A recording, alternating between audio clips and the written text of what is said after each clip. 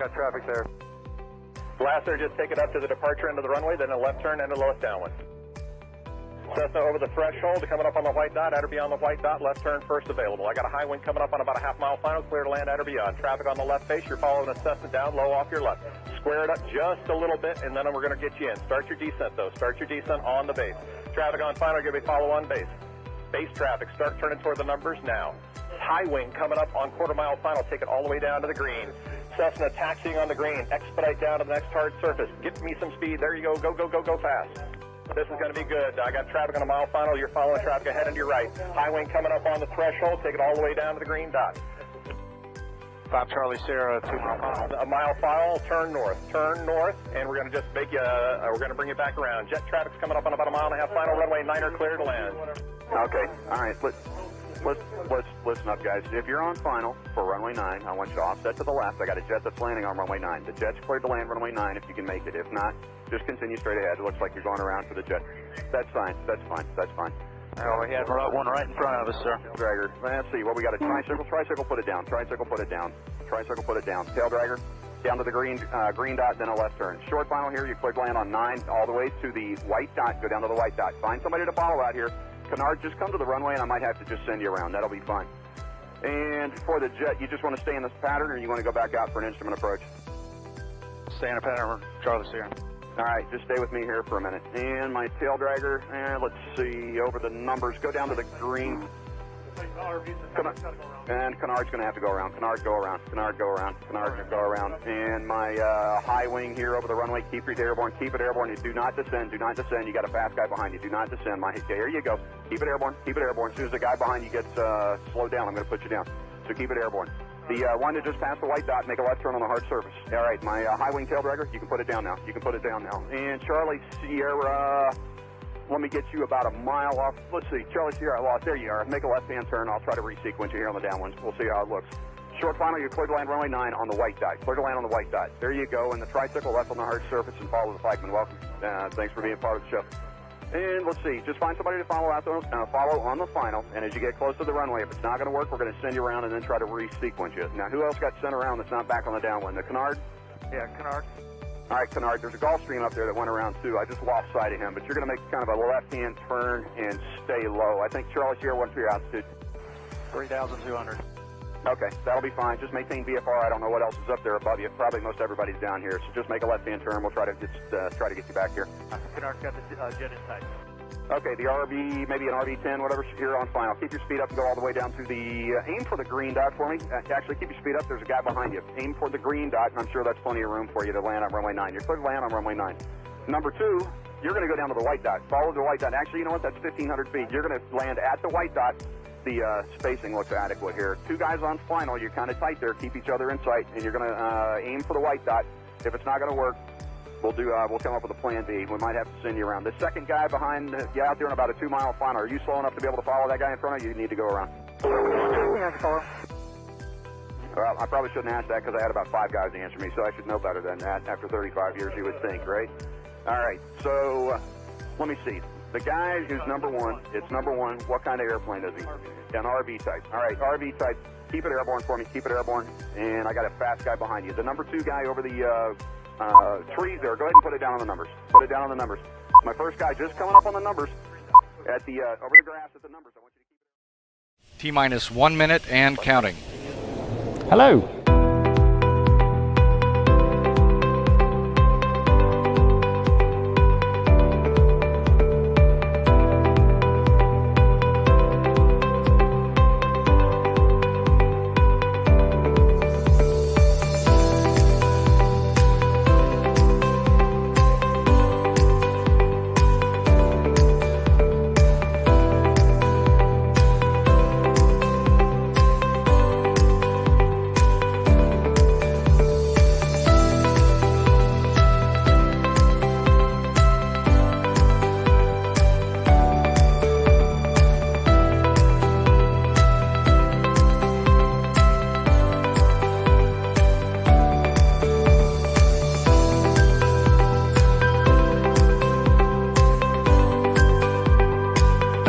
Four, three, two, one.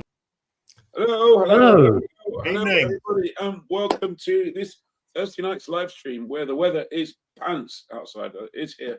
What about you? The very observant amongst you will see that Johnny tonight is played by Greeners, Mark Greenfield, in honour of somewhere down there, wherever. In honour of Greeners' military history, where obviously everyone in the military seems to need a nickname, and they're hugely inventive. So they went from Greenfield to Greeners. So we've come up with our own. So Ed for tonight only will be Hixie, I'll be Seagull, and Dave will be Spindles for reasons that we don't quite understand. And our question of the week for you, and have some fun with this, but not too much cruel fun, that is. See if you can come up with some better names for us in the comments and see what we end up with. Right, on to serious matters. First things first, huge thanks to Sky Demon, as usual. Sky Demon have been sponsoring the live stream for quite a while now. I'm talking while I quickly scroll to the right place. Thank you very much. Hugely appreciated. So thank you very much, Sky Demon. And here is this week's top tip for you. No, it really is. Here you go. Hi, I'm Tim from Skydemon. Welcome to this week's top tip. In flight, if somebody asks where you are in relation to a certain waypoint, just tap on the waypoint to bring up what's here. At the top in the blue bar, you can see that we're exactly 11 miles west of the waypoint. You can also see our exact bearing to and from, and the amount of time it would take if we flew straight there. If you like, you can tap on the blue bar, and this will pin the waypoint to the top of the screen, where you can keep your eye on it to find out exactly where you are as you fly around. When you're finished, just tap it, and that will unpin it. For our full user manual, go to skydemon.aero and choose Help and Support.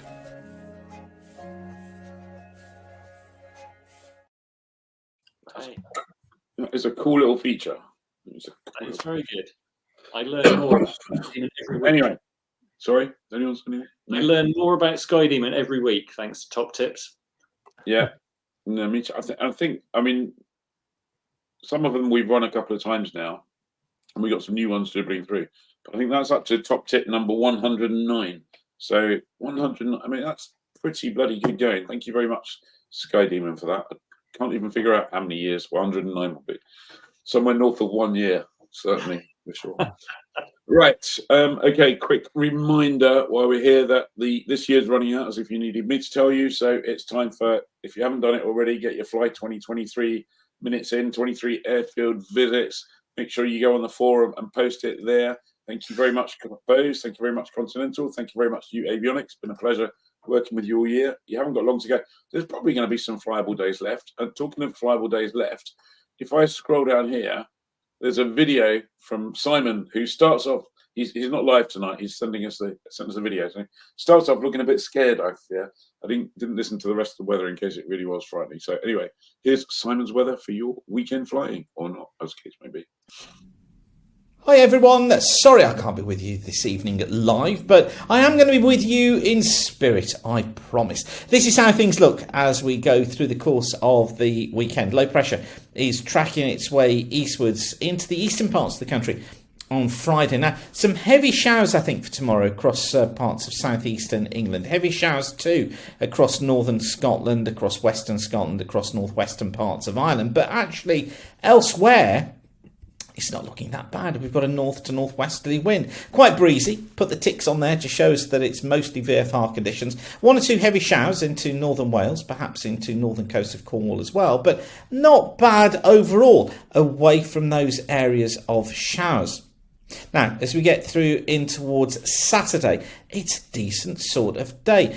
You always know it's going to be decent when you look at the cloud seeding forecast and see so much white on there, because those are cloud bases above 4,000 feet. And you see here really slack pressure flow. Now, the only thing I can see being a problem potentially is some mist and fog early in the mornings, but otherwise that clears. And then it looks as if we're into fair conditions for most of us. Bases 4,000 feet, tops about 8,000 to 9,000 feet. 1 or 2 showers across the far northeast of Scotland, and probably cloud increasing in southwestern Ireland, parts of southwestern England during the course of the afternoon. Not bad through the channel, just watch for some showers out towards the west. And as always, if you're thinking about flying cross channel, I'd keep a very careful eye on the forecast, particularly Form 215 and the gamuts.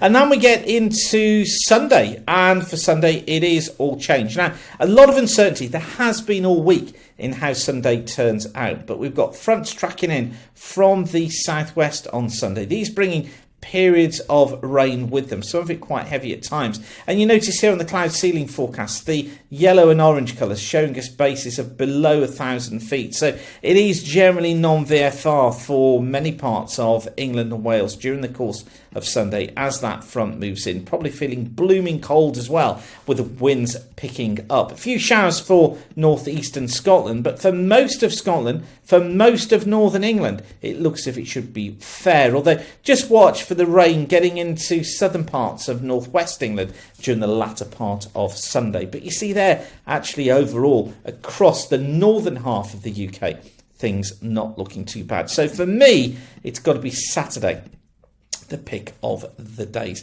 Now, for Weather School, all of my Weather School courses are full, but you can send me your details by email or by using the contact us form here at the weatherschool.co.uk website to tell me that you want me to let you know when I announce new dates for the course. Or you can do my Pilot's Guide to SKU-T course right now. It takes about 3 hours, and it'll show you how you can forecast cloud bases, cloud tops, cloud layers, winds, rain, showers, freezing levels, just about everything for any location up to 8 days in advance. Fascinating course, and if you go to weatherschool.co.uk, click on that course, you can see my introductory video for free.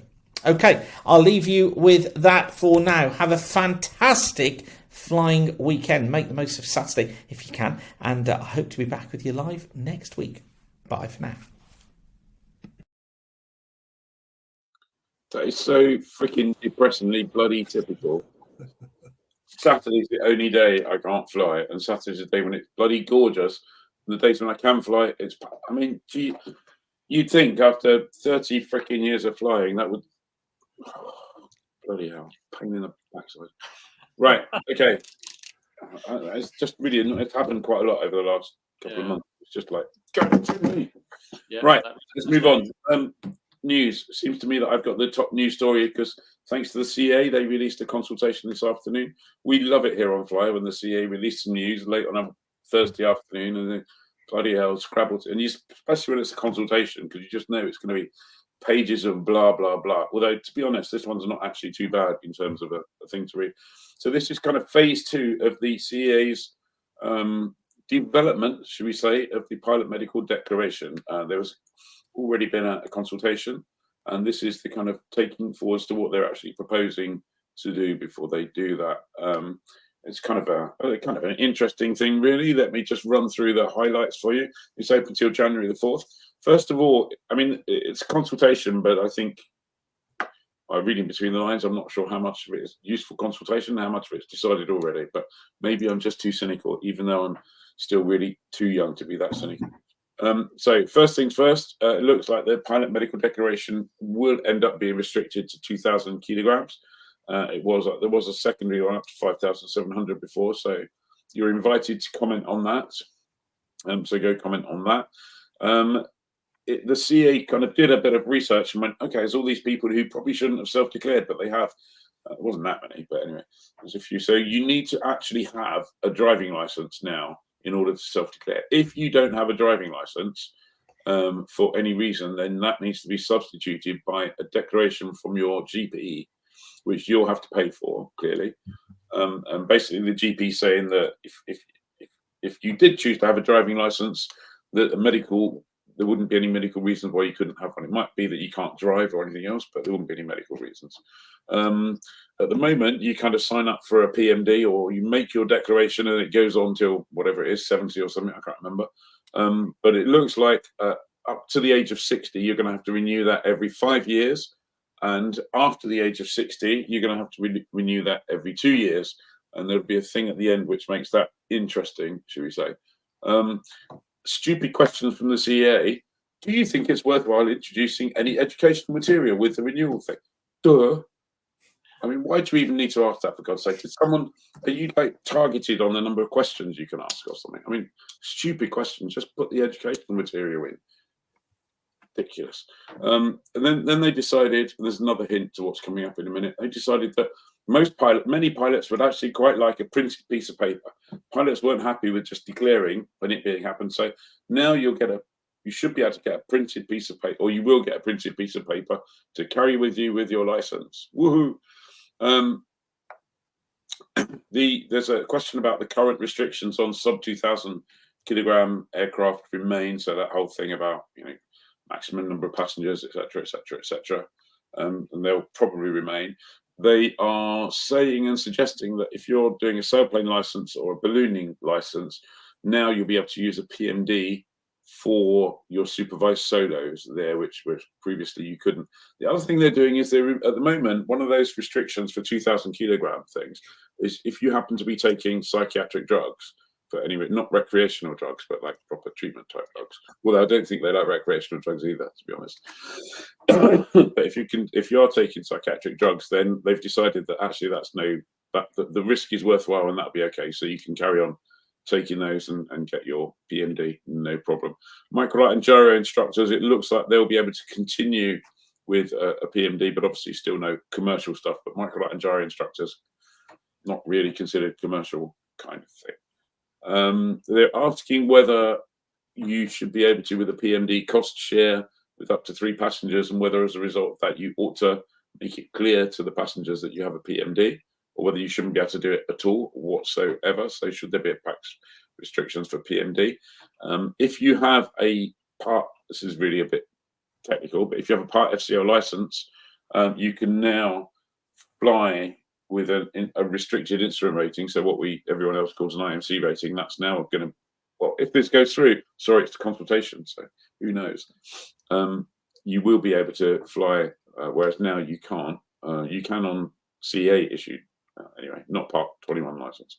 And last but not least, they snuck in right at the end the fact that the Civil Aviation Authority recovers its costs. There's never been any cost for the PMD because we never had anything to do. Now we had some things to do, like issuing paper things and stuff like that. So there will be a cost, and that's going out to the charges people. So we'll be able to charge you for it. And if you're under 50, we can charge you every 5 years. And if you're over 50, we can charge you every 2 years. We're still doing sweet FA about it and don't have to do anything, but we're going to charge you anyway. And who knows what it costs? And by the way, we're charging you for that question about should we put educational material on or not. Duh. Anyway, so that's the news from the CA. So you've got from now until 4th of January to go and give them your views. Ed has put the link up, but otherwise just search CA consultations and go and have a look at what they've got there. And we'll have something in the magazine at some point, I imagine. Right, that's enough from me. Dave, happy Easter or something. Sorry, yes, happy Easter. Spindles, you're on Spindles. Oh dear, I wish I'd never said that now. Anyway, Easter Airfield, round 1 in its little local battle has been won by the airfield and other people objecting to the building of an anaerobic digester plant, otherwise known as an SH1T farm. The plan was to build it next door. It's been refused planning permission by the Highland Council. In its refusal, the council said it has not been demonstrated that the proposal will not have a detrimental impact on an established aviation interests. That's a rather double negative way of saying they think it will have an impact. The proposal is also contrary to the Highland-wide local development plan. Interestingly, there is an interesting point. The CAA's advisory team, airfield advisory team, also objected to the proposal on the similar grounds that the proximity and its components pose a health and safety risk to Eastern Airfield, and therefore would impede the continued safe operation of the airfield. So that's a good result there. Second airfield story of the week just came in yesterday. It's next door to Solent Airport is the site, which you can see here in a picture, of what used to be known as HMS Daedalus, a Royal Naval. I don't know if I've said that right. Daedalus. A Royal Naval base. Daedalus, yes. Daedalus. A Royal Naval base with a ton of history and some lovely historic buildings and hangars. It closed 27 years ago, unbelievably, and is now in a bit of a state, dilapidated buildings and so on. But at last, Gosport Borough Council has approved a proposal to regenerate the area, restoring the historic buildings, converting some of those to housing, and also developing the Hovercraft Museum, which is on site, as a major attraction. What we don't know at the moment, and we're trying to find out, is what, if any, effect there'll be on Solent Airport, the airport itself. The two things do appear to be completely separate, so hopefully that'll continue. But it'd be nice to know what's going to happen to Solent Airport. Yeah, so time for some. I think young people do this, don't they? Love for the CA and for the airfield action team or whatever it's called, who did some stuff. Well done, CA. You're not all bad. No. Yes. Don't let anyone tell you are. Yes. Good. Right. Ed Hicksy, over to you, Hicksy.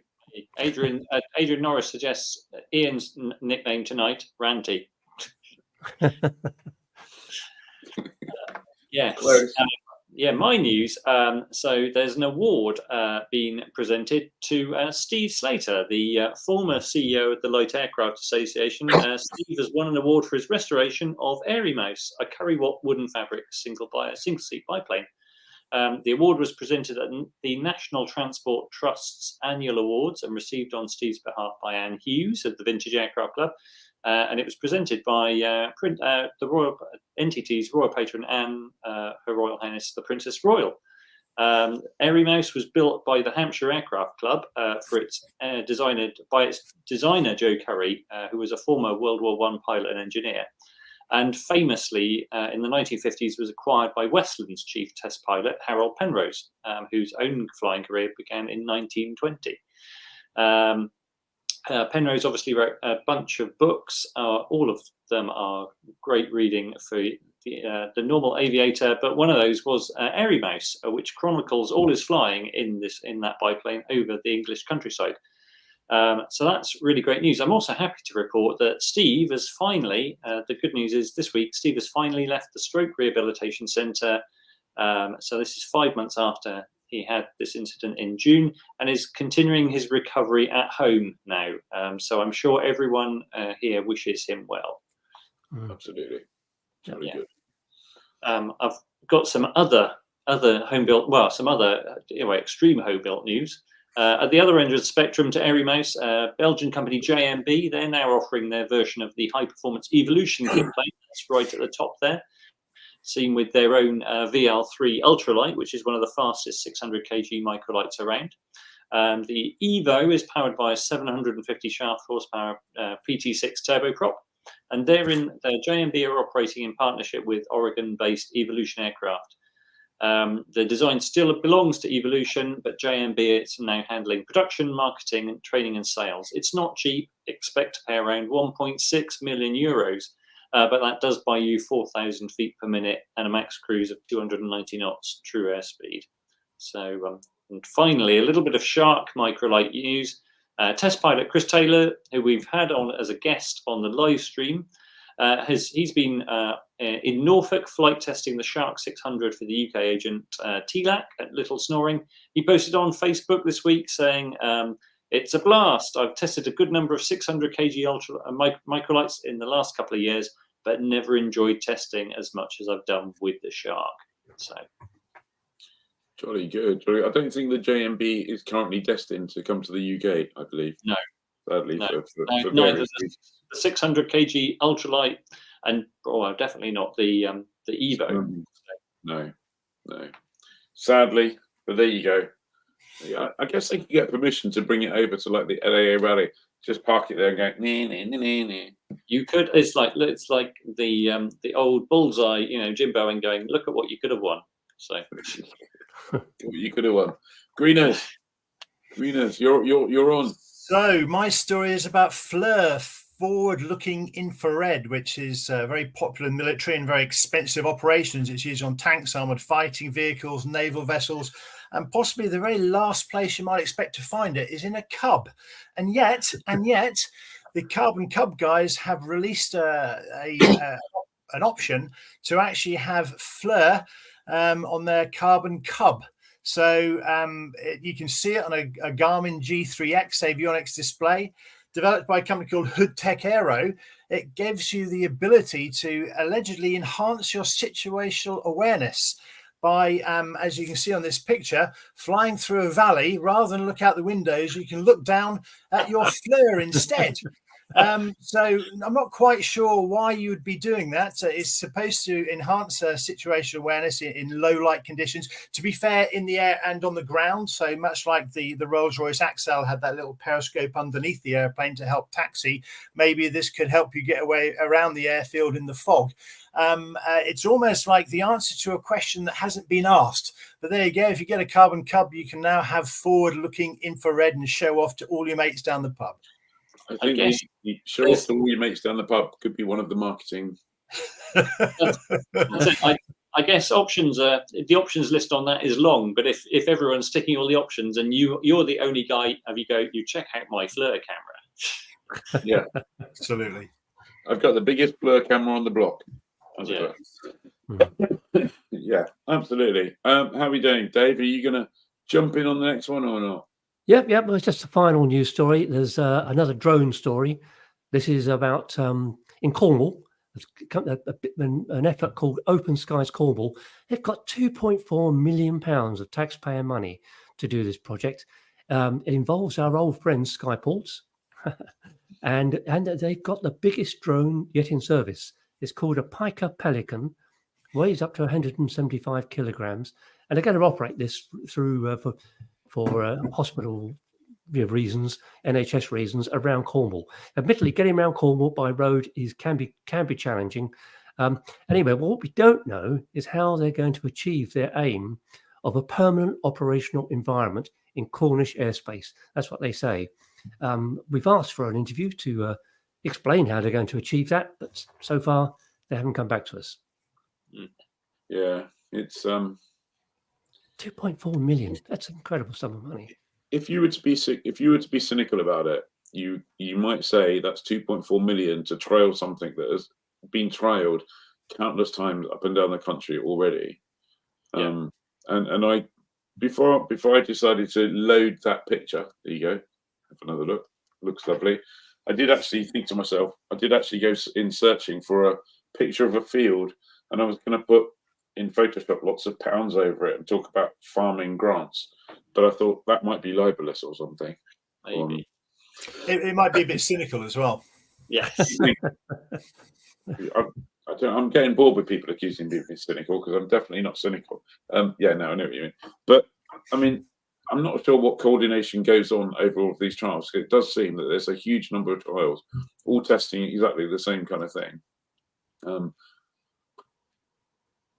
It's just, and I was slightly interested, as Dave was, in their press release about their permanent operational space to do it. And that's all oh yeah, great idea. Let's have another. Well, they don't call them temporary danger areas anymore. We call them, I can't remember what they called them. Restricted something or other. Anyway, pain in the backside. Right. Yeah. Move on quickly. So this is club promo time, people. There will be people watching here who are not members. I don't know why you're not members.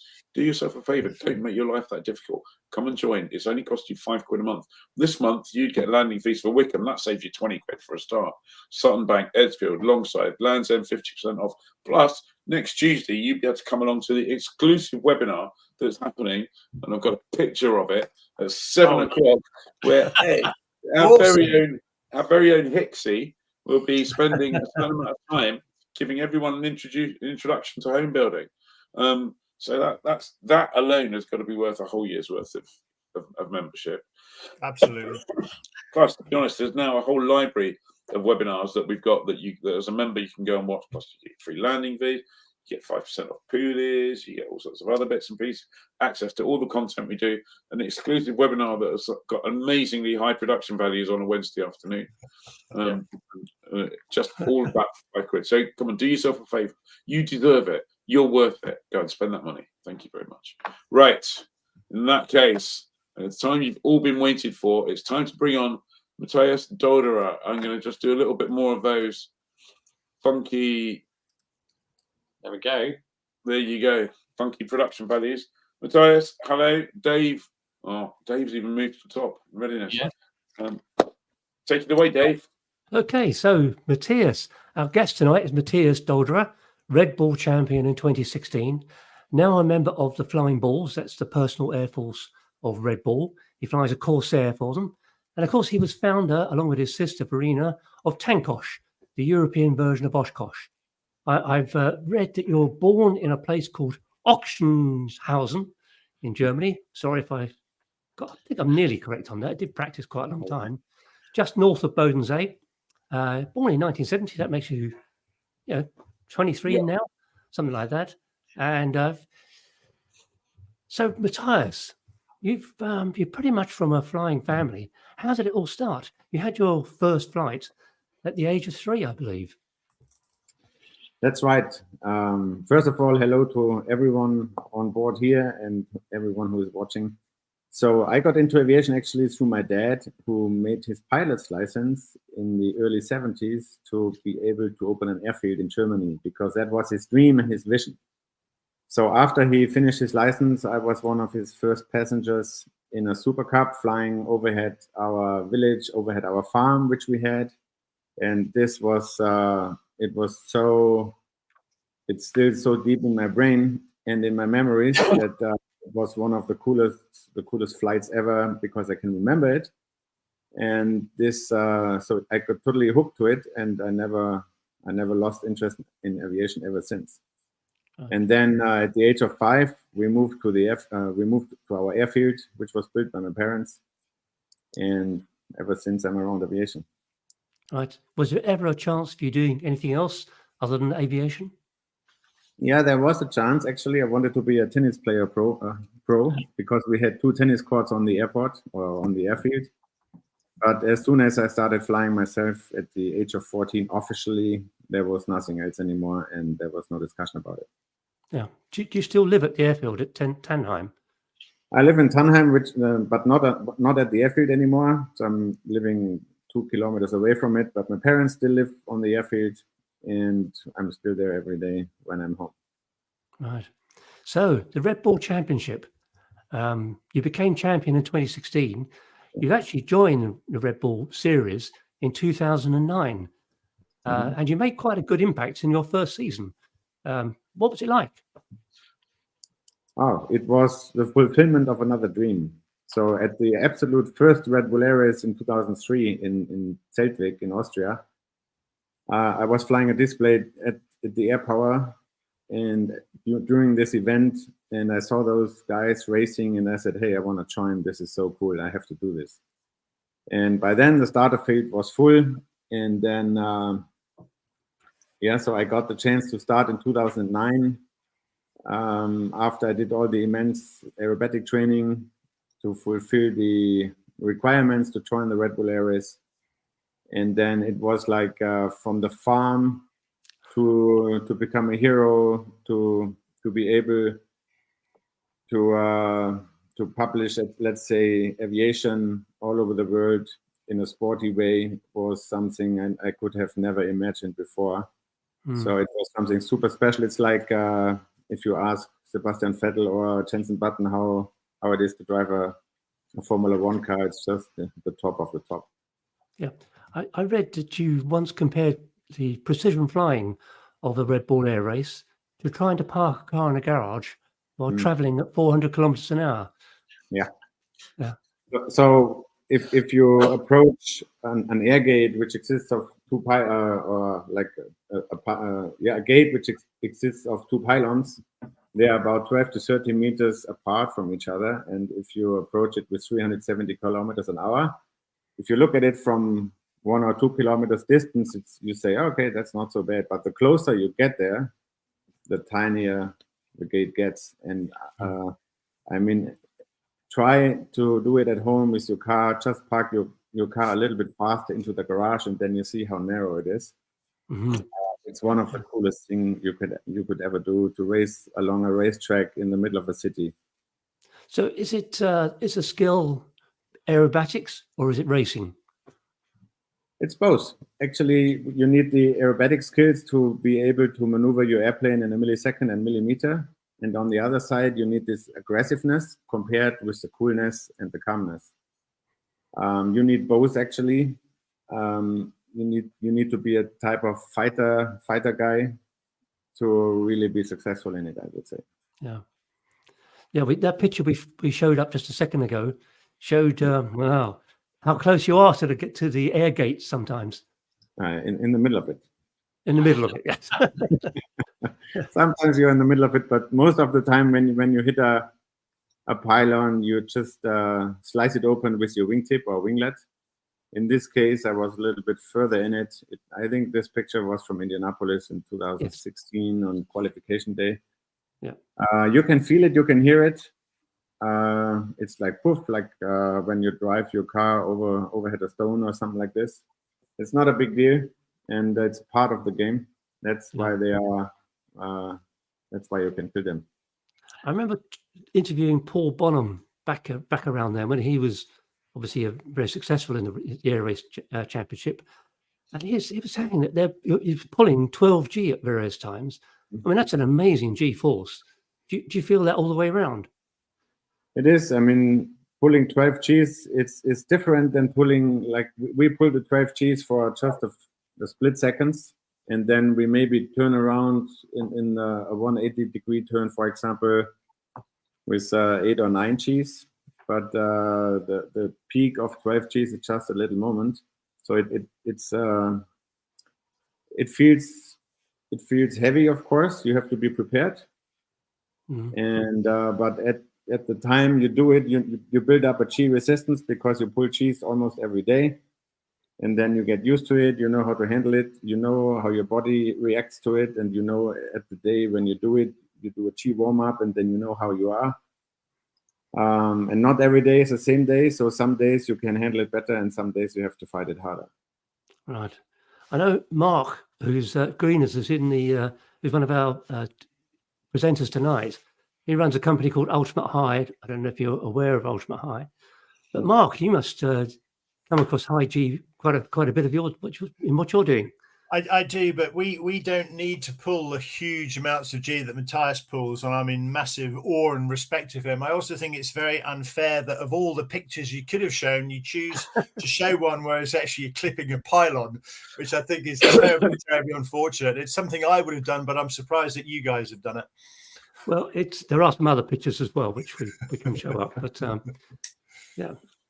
Yeah, so, the thing is, as Matthias says, the big thing about G is there's transient G and sustained G. And transient G, we can all handle a reasonable amount of transient G. It's sustained G that's really the challenge. So, yeah, if they're going around a 180-degree corner at 12 G, I think they'd notice it.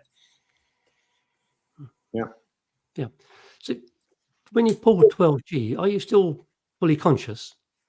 Absolutely. You better are. So most of the time you pull 12 Gs, you are between somewhere 160 and 200 knots.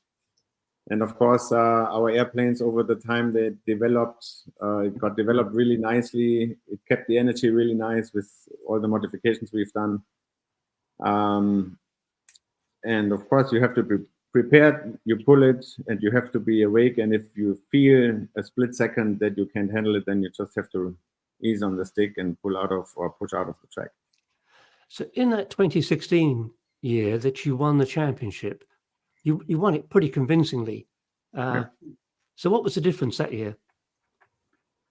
This year, the big difference was that everything in the whole puzzle worked together, from family to the team, to all the partners who were on board, to the mindset. And it was like I could feel the energy from all over the world during the time I was sitting in the airplane, that there is something really special that year. And I didn't want to win every race, but I just want to do the best I could do, and then let the other guys do the mistakes by themselves. And this is actually how it works. Mm-hmm. So the consistency is super important. And if you don't overdo it to win every race, because then you start to make your mistakes.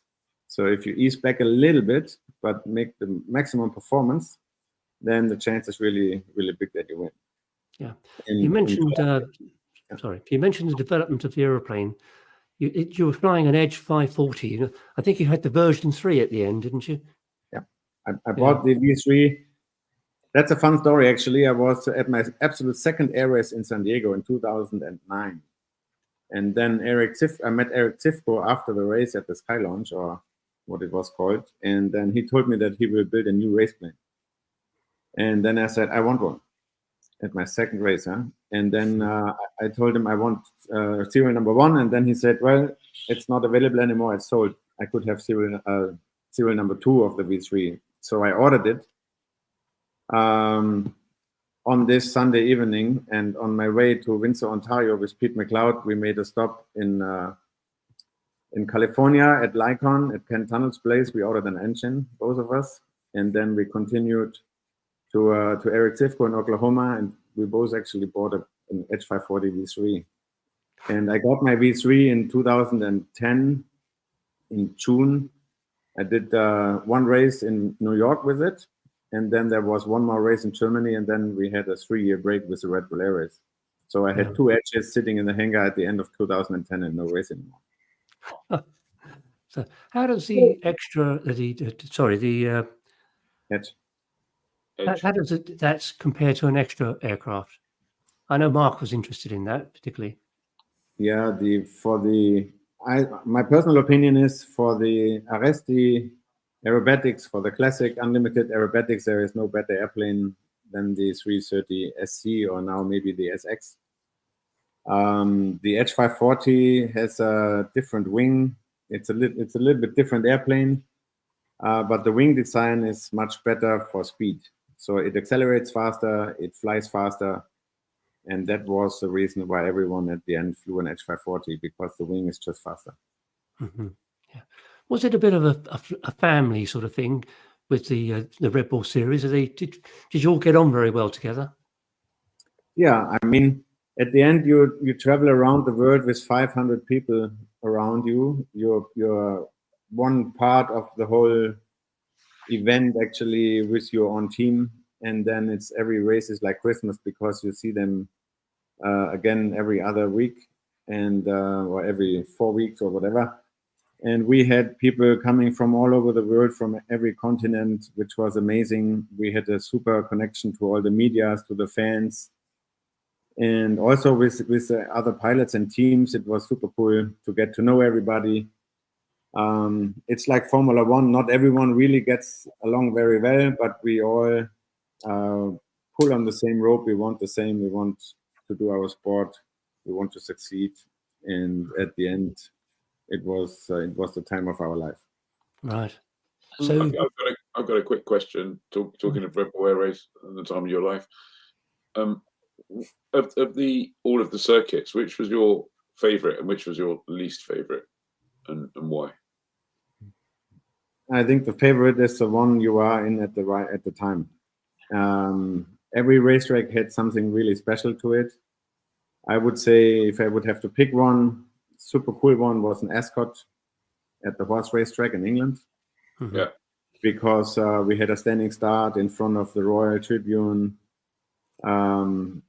directly into the track around the horse racetrack and the golf course over there with all the trees around. It was amazing. Then we had Budapest, of course, over the Danube, flying underneath the chain bridge was super special. Then the home race was amazing at the Lausitzring. This was special because of the tribune in front of our hangars, and every time I stepped out of the hangar, there were 30,000, 40,000 people cheering for you, and this was something like, I'm coming from where we came from, all the race pilots. I came from a farm, moved to an airfield. Suddenly you are in front of 40,000 people cheering for you. Like, I mean, something you have never experienced before. And then I said, now I can understand a little bit how it feels to be a rock star, standing on the stage with a few 100,000 people in front of you. And then, I mean, Japan was amazing with all the fans.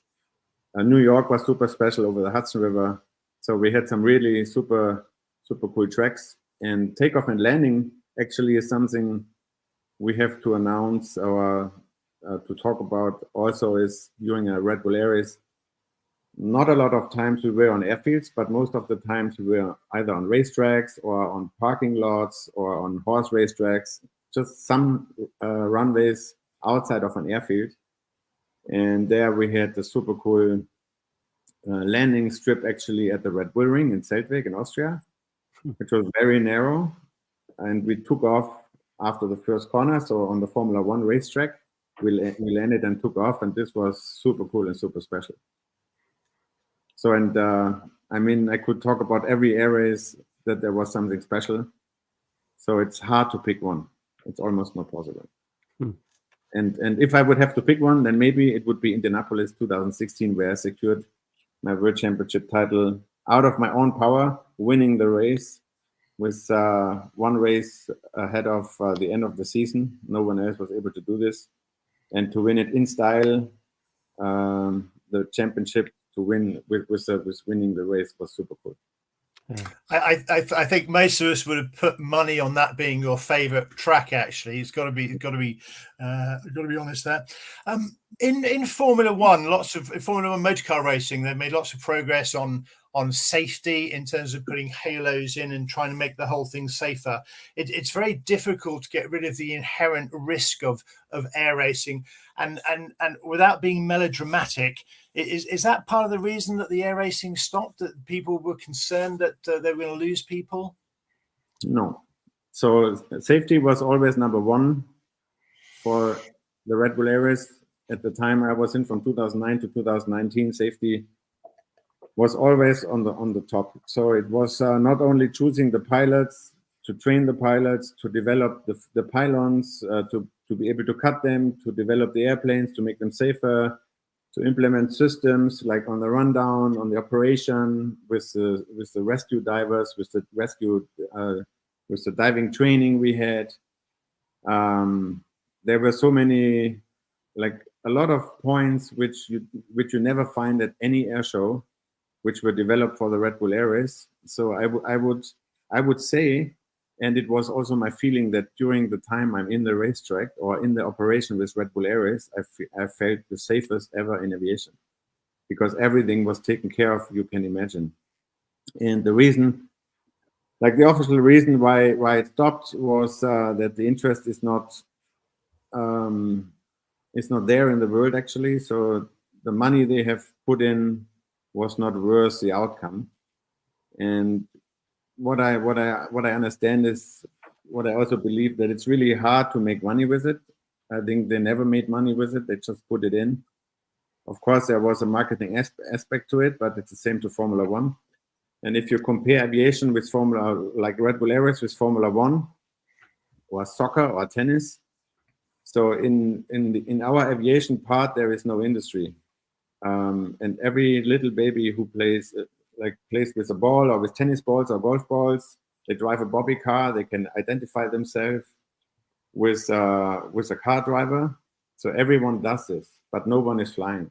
And it's really hard for the public, for the spectators who don't fly. It's really not easy for them to identify themselves with the flying itself, and they don't know how it feels like, and it's really hard to get the mass of people hooked to the sport. Sure. And also, I think maybe because time is changing and the online is overtaking the world, so there's so many time-killing games and stuff in the internet or wherever, that it's hard to get the people to a new sport. But what we all know is that with Redbull Air Race, they brought aviation to a completely new level, marketing and in audience, with fans, with spectators, with media, with sponsors. So there was such a huge impact, which no other company and no other sporting event in aviation ever made, and maybe will do in the future. Okay. So these days, Matthias, you fly for the Flying Bulls, and you fly a Corsair. I mean, you're the first person we've ever had on the Flyer Livestream who flies a Corsair. I mean, tell us what it's like. Actually, I stopped flying the Corsair in 2012. Oh, and then I fully focused on Redbull Air Race. And now I'm back with the Flying Bulls, flying the King S300, and then we'll see what kind of warbirds they will let me fly in the future. Mm-hmm. So they are just restoring a super nice Mustang, and they have the B-25 and all those super cool airplanes. Yeah. And we'll see what's coming up. But I was flying the Corsair for 10 years, talking about, I would say 400 hours in it, and also the T-28, the B-25, and flying the Corsair is something super special and one of the most sexy and powerful airplanes you can imagine. And the Corsair is, like, when you think back on how they developed it, like with the pencil and the paper, and how the whole airplane is designed and how everything works in this time frame of the development, and that is still flying, is just amazing. Yeah. It's a brutal airplane. It's a 4 meters from the seat to the prop, a 4 meter diameter prop, 2,500 horsepower. It's just this machine makes you grin and makes you feel super cool. And when you sit in an airplane like this, my approach is always, I think back to the time when they flew it. I handle the airplane like it should be handled. It's not an aerobatic airplane like an extra, so you don't push or push the stick in any corner quickly. So it's just super easy and calm, and take care that nothing is breaking down, and handle it carefully. And then actually, it's from the flying side, the Corsair is easy to land. If you've ever seen the gear with the suspension, or how do you call it, the damper, how soft it goes in. So it's easy to land, easy to take off. Actually, you have the takeoff power just set when the airplane lifts off the ground. It has some super cool technical features. For example, you can put the flap handle to 20 degrees, and above 200 knots, the flaps automatically go back to 0. That was made for combat, and yeah, so it's one of the coolest airplanes I've ever flown, for sure, and one of my favorite. I think we'd all agree with that. It's just a beautiful looking aeroplane. If you ever put it into a steep dive and imagine what would have been. Say again? Do you ever just put the nose down and go into a steep dive and wonder what it might have been like? It's yeah. Well, if you have machine guns still working, then could be if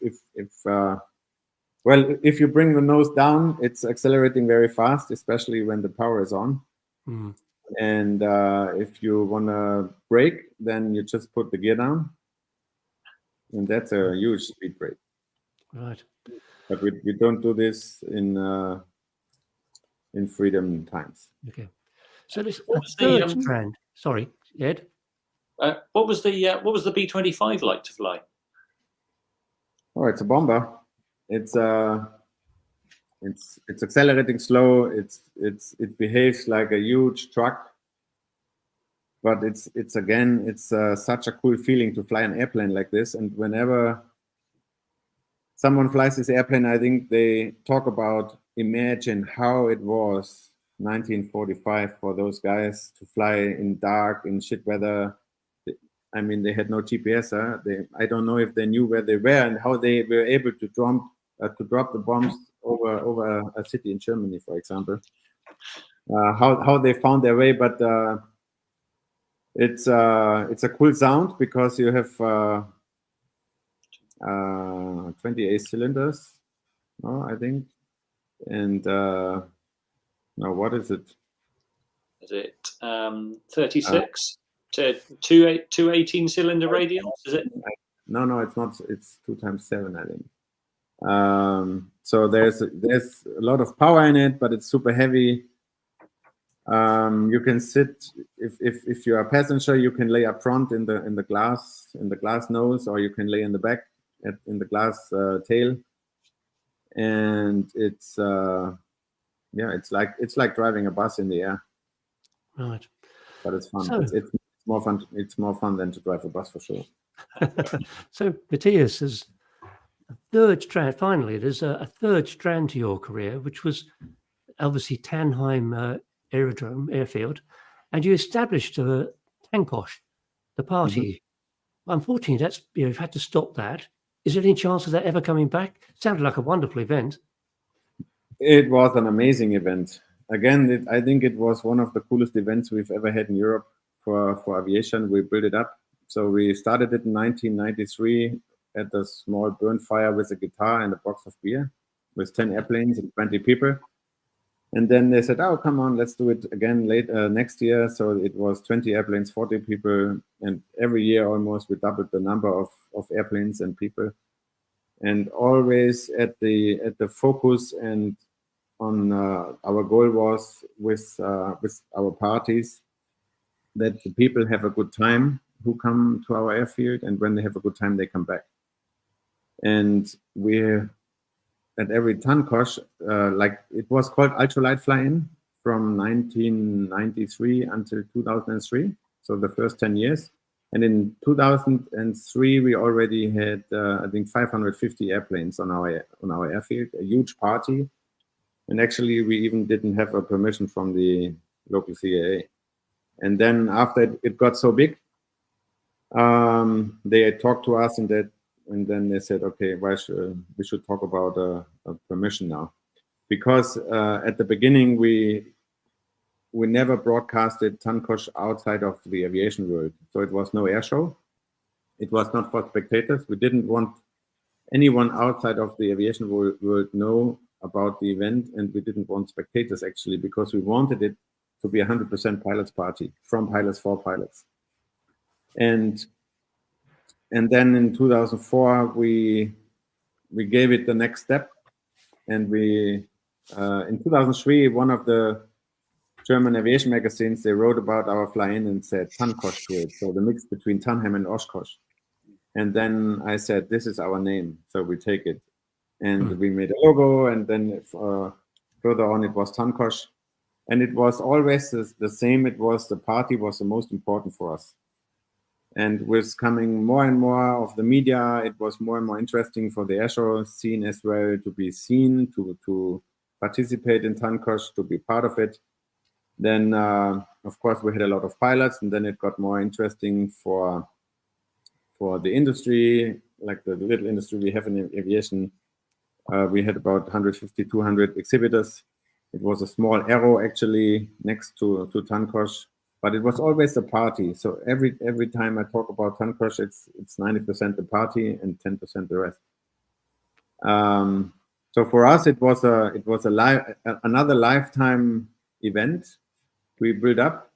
And then in 2013, after the last event, the plan was, or we were thinking about making it again in 2015, every 2 years, because it was too much to do it every year. And then we made a plus and minus list about it, because it got so big that it was not to control anymore. Just the traffic jam, for example, on the roads, where it was blocked, so it was total chaos because there were so many people coming from all over the place. In 2013, we had 1,500 airplanes on the airfield, around 20,000 spectators. And it just got out of control because you can't control everything. So on Thursday, it was like you have to let it go. We had about 250 to 300 volunteers, and those volunteers, we had to give them the control about the event, because as one person alone, you cannot control anything anymore. But it was, I think everything has its time. And the time for an event like this, especially in Germany, with our regulations, with the government, with the rules, I think it's not possible anymore. No. Well, you're having a great time, Matthias. It sounds like you're enjoying yourself, and thank you very much for being along. Here's a picture of Tankosh at its prime, I think. Yeah, that was, it was not 2013, it was somewhere before. But there you can see on the right side the exhibitor area, and then the airplanes on the left and right of the runway. And over the years, we had several fields outside of the airfield where we parked the airplanes. I don't know, have somebody of you been at Tankosh? No, Yeah? I never managed to go. Yeah. So we had a lot of guys from England. And still today we had Bob Kent. I don't know if you know Bob Kent. He's I think he works in Brighton on the airfield or somewhere on the south. And he was there, I don't know, since 2003 or 4. He joined every year for 4 weeks to help. together with his friend, and they're still coming over today. So we made a lifetime friends with Tankos for sure as well. Right. Yeah, I can't remember which year I went, but it was I flew in from the UK, and it was a great event. I just can't remember when it was. It was a big party, and I drank too much. Which, incidentally, someone in the comments said, Seeger been drinking, which I haven't, not a drop of it. I've just got a cold and lots of cough medicine. Anyway. Anyway, I think the time, unfortunately, has run to an end. So unless we've got any pressing questions, we need to move on because we're already 5 minutes over. So Matthias, thank you very much for your time. It's been a pleasure. Thank you for your entertainment during Red Bull. Thank you very much for Tankos. Maybe we'll see you at Aero next year. Hope so. We look forward to it. So thank you very much. So it must be time for... Thank you.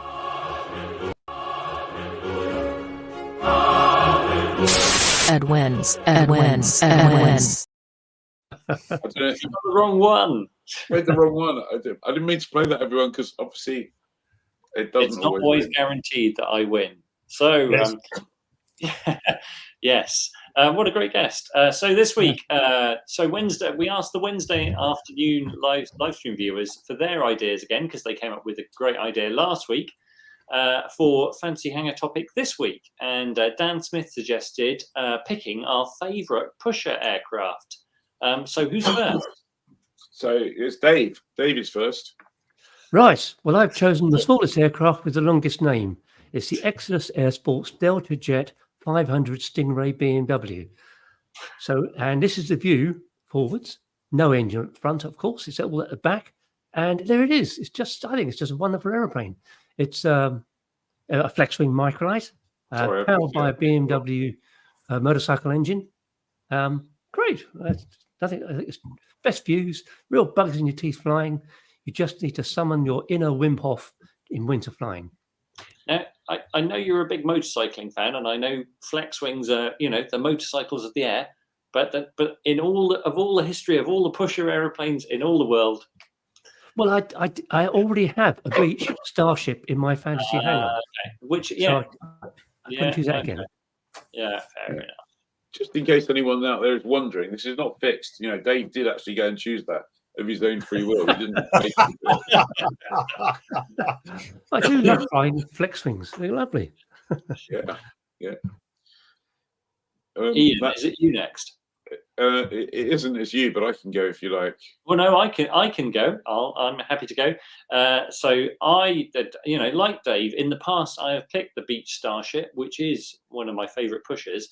I went for something. I thought I'll pick this because I think if you walked into my fancy hangar and saw this, it would be the classic. What the hell is that? And this is the Northrop N9M flying wing. It was a 1/3 scale, basic model, kind of single seat model of the 172-foot span Northrop XB-35, which was going to be their long range bomber. They only made a couple of those, but they made a whole bunch of smaller development aeroplanes. This was a little single seater powered by two 300 horsepower Franklin engines. And that aeroplane survived up until not too long ago. It's unfortunately lost in an accident. There's still one in a museum. But I just think that's just in that colour scheme, and that's just such a cool little thing. It's like if you walked into the hangar and saw that, you'd just be blown away. You would be. And it's what led to the B-2 stealth bomber, amazingly. Yeah, well, so did the Wright Flyer, really, didn't it? Yeah, I guess. Yeah. Well, a long time ago, there was a guy called Tom Prescott. Tom Prescott worked for Sikorsky. He worked for Piper. He worked for Learjet. He'd clearly been around. I'm not sure whether he worked in design or in the canteen, but he worked for all of those fine manufacturers. He decided to build an aircraft of his own. He decided to build a 4-seat pusher, which he called, imaginatively, the Prescott Pusher, powered by an O360. That thing zips along at 170 knots. Now, aesthetically, it's slightly challenged. I'll give you that. But it's a funky looking airplane. Everyone coming around the corner in your fancy hangar is going to go, "Wow, that looks pretty impressive." So I've gone for the Prescott Pusher. I know I've actually touched one. It might have actually been that one. I'm not sure. at Oshkosh because I'm not that much of a spotter, as it were. And I think we made a mental note with Ed at Oshkosh that next time when we're in the States at one point, we're going to track down the owner, see if we can go fly it, do some pictures, and write a story about it. It is famous. Famously, it wasn't. It was one of those things that came out, and people were like, "Oh my god, it's amazing!" And actually, it was rubbish.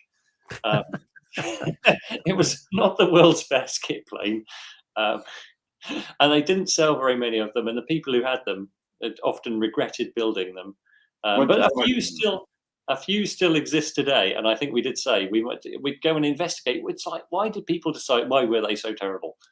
So they can't be so terrible if someone's still got one. So I do know someone who's got one mounted on a pole as a wind vane. Really? Yes. Okay. In the UK, no less.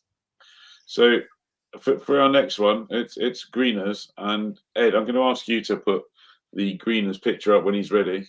Okay. I need my finger on another button for this. So everybody, it's great reading the comments at the same time. So Adrian, thank you very much for my new nickname of Greenery. That's a new one on me. Thank you very much. It's also good having the comments on because there have been some fantastic suggestions. Although I think the Dornier DO335 wasn't a pure pusher. I believe it had a tractor prop as well. Exactly, Mr. Spotter. B36, great suggestion. That was going to be my second, if I'd actually thought of it. But what I've come up with is a beautiful Italian piece of loveliness, Piaggio P180. So 3 things that Sorry, they're famously loud, aren't they? It looks beautiful. Several noise complaints. So very quiet inside the cockpit. So, and for those of us involved in flight safety, my day job, of course, this is designed with a whole bunch of great aspects. It's got those forward canards that have a separate angle of incidence, so that the front stalls before the back, so it drops down. It's got those little delta pieces at the back that generate lift at high angle of attack that push the tail up. It's got an NACA-shaped fuselage, which generates 20% of the lift, 100 knots faster than its closest competitor, as fast as a business jet, commercially moderately successful, about 246 built, and just a beautiful airplane, and clearly the best pusher of the ones that we put forward here. It was the Avanti and the Starship were contemporaries. They were. And clearly the Avanti must have done something right because that's still around. So Ed, do you know how many Starship Troopers were actually built? 52. 52 is exactly right. It's very hard to actually track down, isn't it, against 346 P180s. Yes. And in 2004, I believe all of the spares were actually junked for the Starship. Well, famously, Beech actually tried to buy back every Starship to dismantle them. Yeah. So because they just didn't want to support the product anymore, which is a real shame. But I think there's still 3 or 4 out there with private owners who absolutely wouldn't sell and still have and who struggle to get spares. Well, funny story.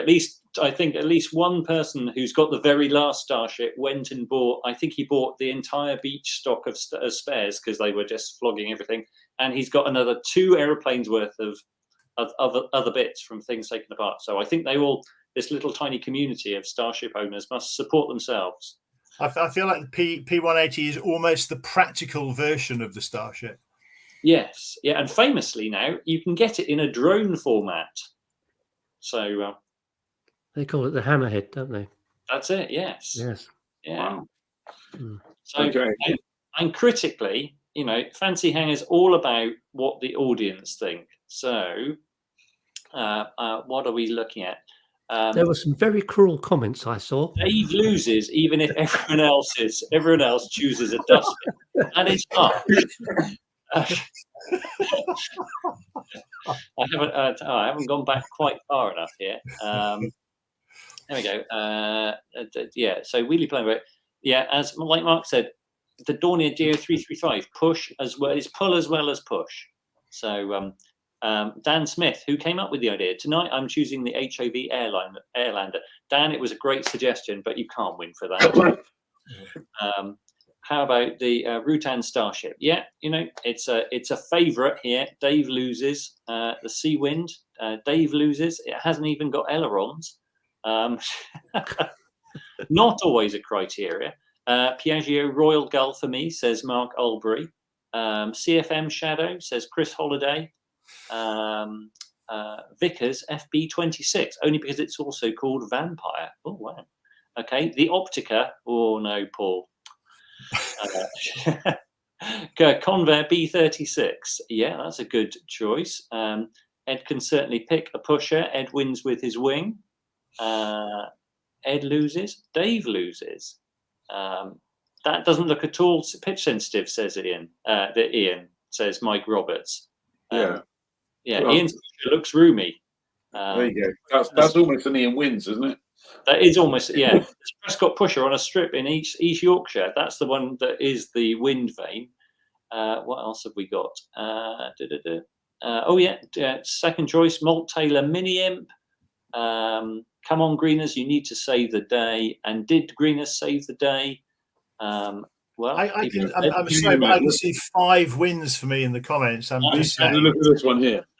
Ian's better than Ed. Ed is still awful. Well, I don't know what you're looking at, Marcus, but clearly not my beautiful flying wing. The sound wasn't buzzsaw enough for an Avanti. That's true. That's all I can get on short notice, I'm afraid. Yeah, it was a late idea. Greeners wins, Marks wins. I've always wanted one. Let's just see what Matthias has to say. Yeah. Matthias, yes. There we go. If you had to pick one of our fancy hangar aeroplanes, Matthias, what would it be?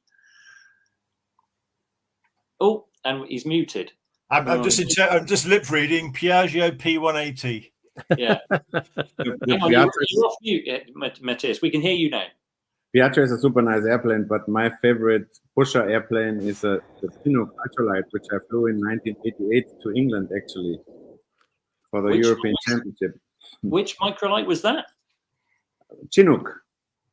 Ooh. Oh. Have you ever heard about it? No. No? Maybe I can show you a quick picture here. No, I don't have a picture on my phone, but it's an ultralight single seater. It was the first pusher I've ever flown, and with the most fun you can imagine. Not the most fun, but a lot of fun. Is it the Birdman Chinook? No, it's ASAP Chinook +2. Chinook Ultralight. I'll show you a picture here in a minute. Here we go. A Birdman Chinook, yeah, it's actually looks. Hang on, like, I'm just it's like the Birdman. I don't know if you can see it now. Yeah, hang on. I might have it. Here we go. Nearly there. And come on, uploads. You can land on a tower with it, like 50 meters is enough, and take off. You need 20 meters. Is that it, Matthias? That's roughly it, yeah. Yeah. It's still hanging in our hangar, and maybe we took it down off the. It was hanging on the roof. It's still hanging on the roof. The last time I was flying it was 1991 after the European Championships. Wow. Cool. Wow. Time Great. to go and dust it off. Great. Thank you very much. Dave, have you got any events for us? You have, clearly. I know that. Just a little bit. As 13th of November, the Airability are starting the auction for their Aviator Ball. The ball itself is on Saturday the 18th. All the tickets are sold on that, but you can join in the auction, which will be online from the 13th. That's Monday, I think. And also that day is the Light Aircraft Design Conference held by the Royal Aeronautical Society in London. Looking further ahead, Wednesday the 29th of November, Brian Wheeler of Airability is staging an event at Solent Airport. Is looking for some light aircraft to fly in. If you're interested, email Brian, which is Brian Wheeler, or one word, at airability.com. That's it. Excellent. Brilliant. Thank you very much. Well, thank you again, Matthias. Next week's guest is Steve Randall. Some of you may know him. Excellent guest. Looking forward to that as well. Thank you very much, Greeners. Thank you, Hixie. Thank you, Spindles. Thank you, everyone out there, for watching. Have a great weekend. Enjoy your flying on Saturday when I won't be flying. Have a good one, and we'll see you on Wednesday if you're a member and you want to come along, or Tuesday night. That's it. Tuesday night, Ed will be telling us everything he knows about home building. Well, no, he won't be, because that will take just way too long. But we look forward to that. It's probably going to be the most popular webinar of the year so far, I would imagine, Ed. I doubt it. Bring all your tricky questions for Ed on home building then. Thank you very much, everyone. Catch you all soon. Thanks so much. Cheers. Bye. Bye.